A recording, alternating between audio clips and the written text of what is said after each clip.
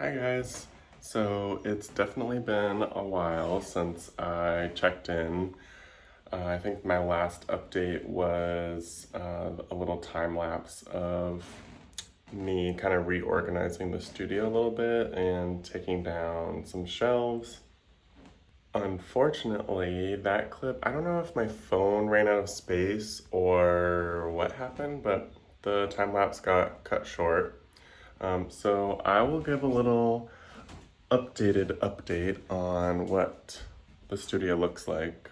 I took down, there was a smaller shelf here above the table that had all my paint. And now all the paint is on this cart, which I really didn't think I was gonna love as much as I actually do. I got these like kind of plastic drawers here that I thought was gonna be my main thing, that I was gonna put tools, brushes, drawing material, everything.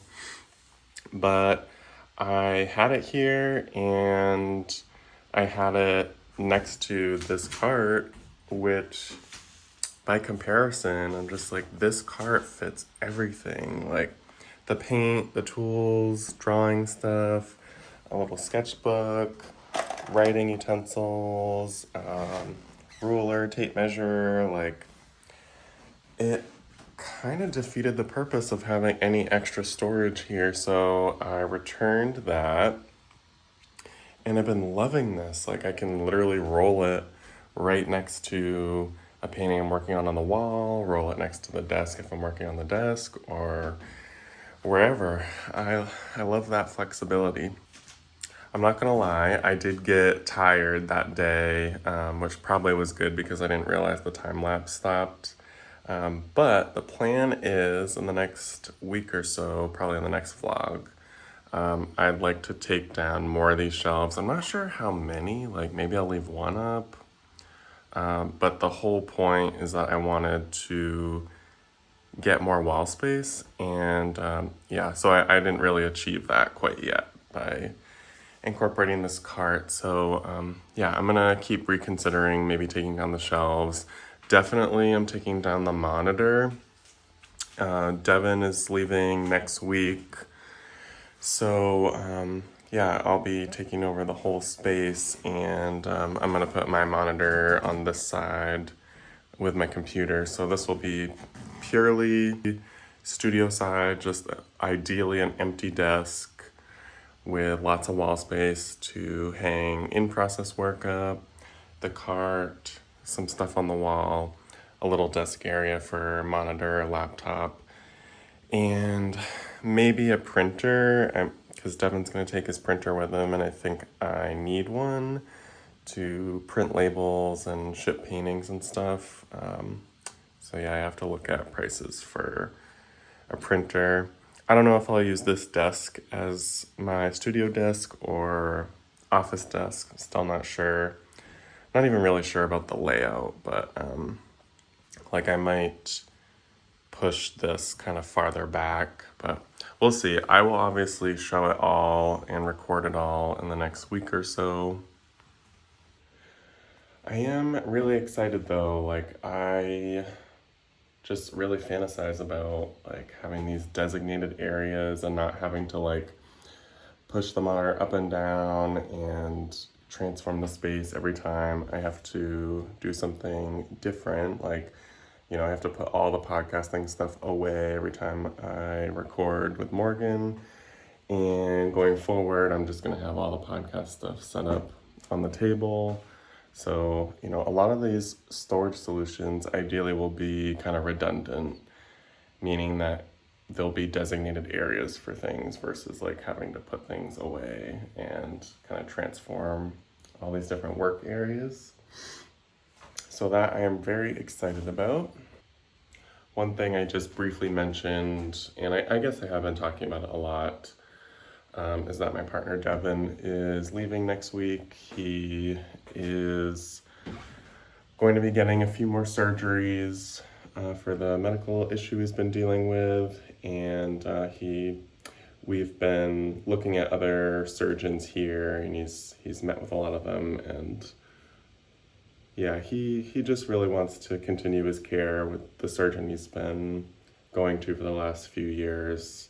This will be like his fourth procedure, kind of targeting this particular issue, and we're not sure if it'll be his last. So they told him it probably will be two more surgeries, and we'll see. It could be more. So um, yeah, it's a really tough decision, but yeah, he is packing up the car, packing up as much of his stuff as he can fit in the car, driving back to Massachusetts, and staying there as long as it takes to figure out the medical stuff. And I will be here by myself, paying rent alone, having a lot of alone time, it's a lot of drastic change really quickly.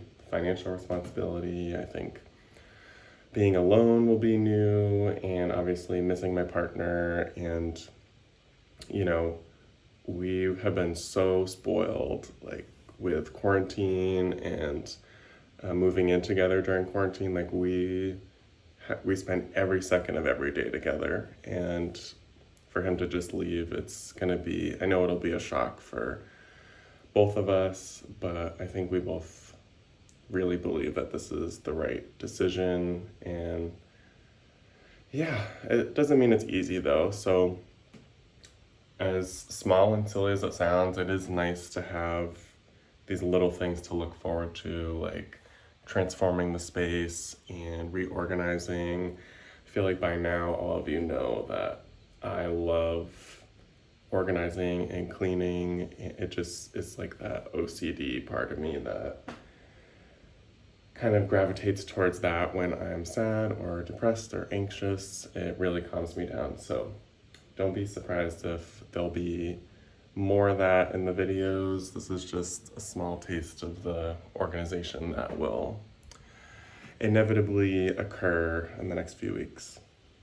So yeah, I wanted to give a little update on some of the painting work I've done too. Here is the large triptych really coming along. I was kind of hoping to finish this week actually, but we'll see. If not, I'll definitely finish it the following week. And regardless, it'll be finished. You'll see it in the next vlog, just because each vlog is 2 weeks of blocks of time. So yeah, the next time you see this in the vlog anyway, it'll be finished. It's very, very close, and I'm super excited. I think I just haven't really done that final push yet because it's my last week with Devin, and I've been really prioritizing spending as much time with him as I possibly can, and that's just more important, you know. I know that I will be really grateful for the time that we got to spend together this past week and this upcoming week before he leaves. But yeah, what I'm trying to say is this will be finished very, very soon. Other stuff going on, I think I showed this a little bit. Yeah, so I'm really layering a lot of blue. There's a little bit of even red, pink, kind of a neon green that I'm just slowly layering up, building up a lot of texture. The texture showing up really well through the camera, which is nice. And I'm just gonna continue doing that. I think it's not quite where I want it to be in terms of color or texture yet. So I'm gonna keep layering before I start kind of going in with a rigid structure or plan. Right now it's very, very open. And this looks probably pretty similar. This is a finished painting, which I posted relatively recently. There's a little sketch for this large triptych. This might have changed a little bit. I've been honestly just playing around a lot with some small works on paper. These new letter stamps I got, just some interesting shapes. These panels probably look the exact same, unfortunately. Same with that one. This one probably looks slightly different. Every now and again, I'll apply a little bit of paint to this, and I don't know. I don't know what it's gonna be. Maybe I'll totally cover over all this mark making and color, but it's kind of nice to have and to look at. And you can clearly tell I'm super, super sketchy and free and painterly with it. So that's always fun to have in contrast to this more controlled and careful mark making here. I have a little time lapse of this drawing, this landscape drawing here. This is a little sneak peek. I made a post on Instagram about those landscape drawings that I'm doing. The plan is to do 11, 10 that are all the same size, kind of a mid-size, like 20 by 24-ish, and then one large, which will be like a 40 by 50, like, 40-ish by something. And yeah, I've been going outside a ton, drawing in nature, hiking in nature, and I've been so inspired by the landscape here in California. So I've just been kind of dying to do something centered around the landscape. And this particular mark making came out of some of the work I've been doing in my sketchbook, which you all have probably seen a few of those pretty repetitive crayon drawings and color pencil drawings. So yeah, I am gonna show the time lapse here, and you guys will be the only ones that get really a super close look at that before I post it, because like I said, I'm gonna post all 11 of them at once and release them all to the public at once, rather than my usual, when I finish a painting, I just post it. So it'll be nice to release them as a group. And yeah, I'm exploring a lot. I'm realizing as I'm kind of giving this little tour, I'm working really large, I'm working really small, I'm working abstract, I'm working sort of representative of the landscape. I'm working with stamps, I'm working with vibrant color, with subtle color, in really kind of loose and sketchy ways, and in really slow and controlled ways. It's been really great, and I didn't really acknowledge the wide variety of ways of working until just now, honestly. So that is really exciting and something I've been working towards for a while, like wanting to have the space, the time, and the energy to do exactly what I'm describing now. And lastly, we got this week's conversation that I just edited, and it's uploading to YouTube, and then I will share it on Patreon in the next probably 30 minutes or so.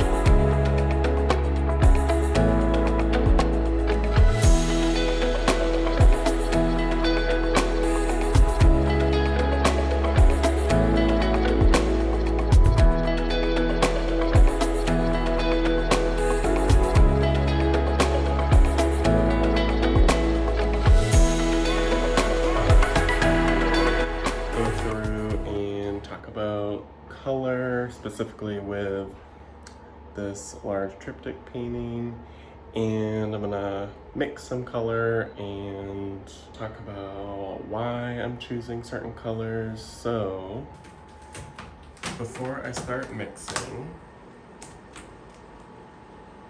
Wednesday, what are you doing? Before I start mixing colors, I just want to explain generally what I'm thinking about in terms of color with this painting. So for the most part, it's about contrast, right? Like super vibrant color in close proximity to other really vibrant, high contrast bits of color.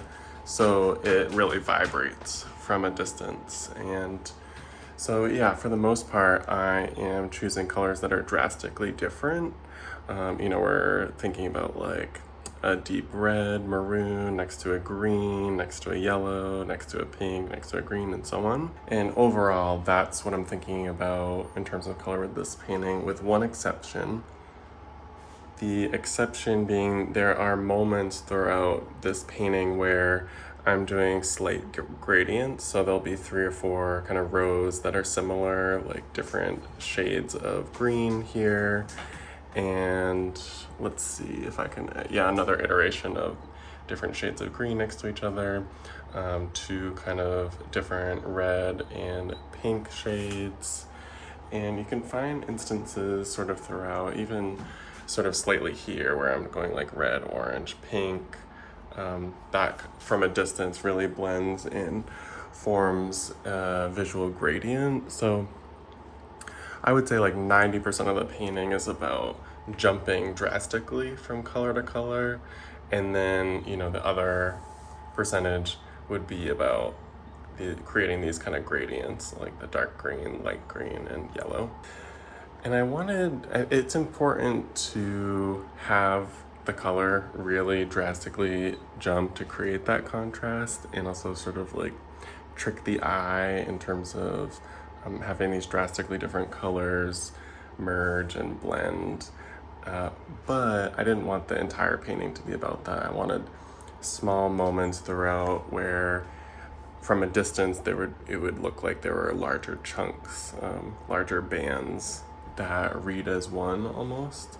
And that just creates some ambiguity, some mystery in terms of color specifically, and of course this particular shape kind of lends itself to that, you know, sort of like waving pattern, weaving in and out of certain colors, weaving in and out of each other, these kind of 3 like shapes. So I'm gonna mix probably 1 color just to show you how I am doing it. And I think I'm gonna go for an orange. I think this area after the green, I'm kind of thinking about orange there, and I might add orange after this yellow color. So in 2 places, I'm thinking about adding orange. So I'm gonna start mixing that and talk about how I'm mixing the orange and achieving the exact orange that I'm looking for. I will add to that, kind of like referencing the study, there are sort of areas that are like cool blue, greenish, and then areas beside the cool green blue that are like more orange, yellow, pink. And I'm doing a similar thing here-ish, where eventually like this band will be very warm and then this will be very cool, and it'll kind of alternate and oscillate. Now, of course, you'll see that, you know, there's green within like the warm band, and there's yellow and pink in the cool tone band. And I'll probably keep a lot of that just so it's not such a stark difference in terms of color. However, I am planning on going back and adding a second layer to a lot of these dots, kind of like this here where you can see orange over the red. So yeah, as you can see, there's still a few areas that I need to fill just with the first layer of dots. Then I'll start adding the second layer, and then I might start doing this kind of thing where I'm layering dots super close and kind of tightening up the areas in between the lines, which I can talk about more in another vlog. All right, so I do have quite a few different tones of orange within this painting, some more red tone, pink tone, yellow tone oranges.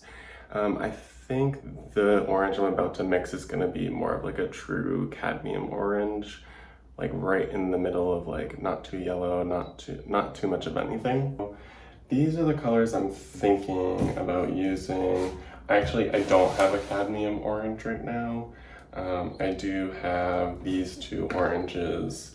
I've been using a lot of the fluorescent series that Golden makes in this particular painting. And this is a fluorescent orange yellow, so it's more of a yellow tone, as you can kind of see on the outside. And then I have the Pyrrole orange, which is very red. I'm gonna mix the two, and I'll probably mix a little bit of the Hansa Yellow Light, which is a super light yellow, and then Duralide Yellow, which is like an orange yellow.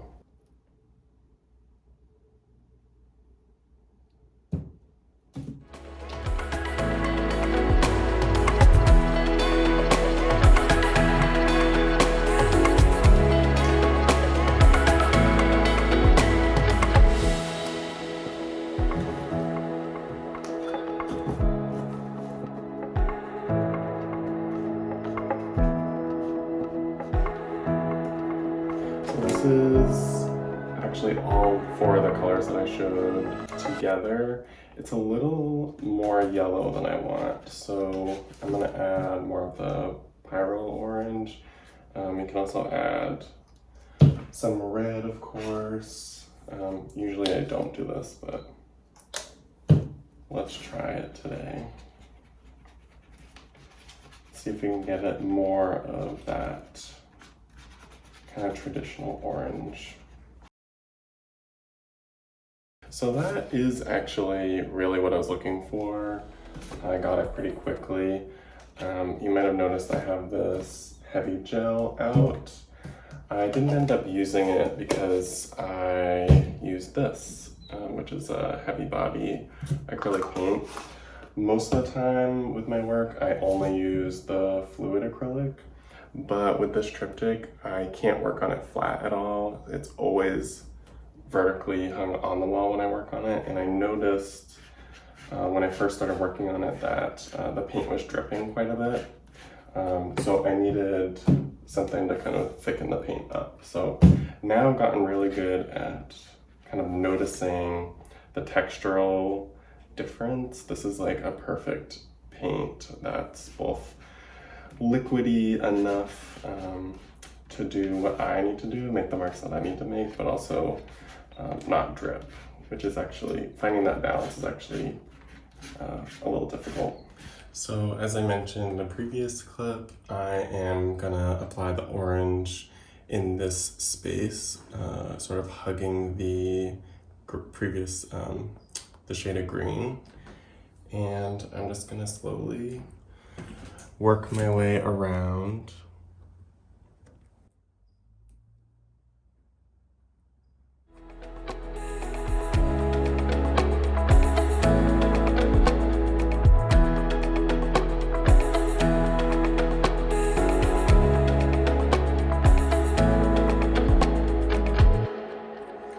I wanted to talk about composition briefly.